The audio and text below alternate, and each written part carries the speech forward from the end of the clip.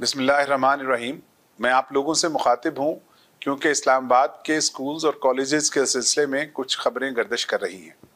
मैं आपको ये बताना चाहता हूँ कि इस्लामाबाद में सिक्योरिटी और अमन अमा के जो हालात हैं वो इस वक्त काबू में हैं।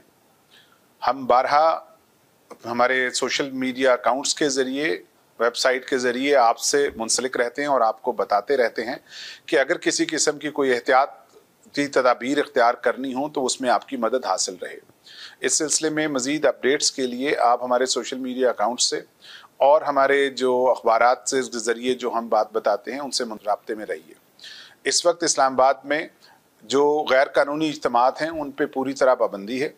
कुछ लोग जो यहाँ पे इस किस्म की किसी भी गैर कानूनी इज्तिमा की कोशिश करते हैं, हम उन्हें मुतला करते रहते हैं कि मुल्की हालात के पेश नज़र या किसी पेशगी इतला की वजह से ऐसा करना नुकसानदेह हो सकता है। इसके बावजूद हम उनको सिक्योरिटी भी मुहैया करते हैं, लेकिन सिक्योरिटी की जो फराहमी है वो दो तरफा अमल है, इसमें आप सब लोगों का ताउन शामिल है। इस वक्त हालात ऐसे नहीं हैं कि आप किसी भी खौफ की वजह से अपने स्कूल या कॉलेजेस या मामूलात ज़िंदगी में कोई तब्दीली लाएं।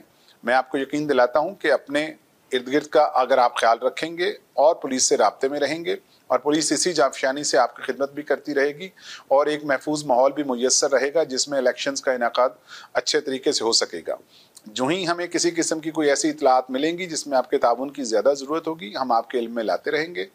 इस वक्त भी पूरे इस्लामाबाद में कोई ऐसी सूरत हाल नहीं है जिसकी वजह से आम जिंदगी मुतासर हो सके। अपने इर्द गिर्द का ख्याल रखें, हमारे सोशल मीडिया से मुंसलिक रहें और अफवाहों पे कान ना धरें।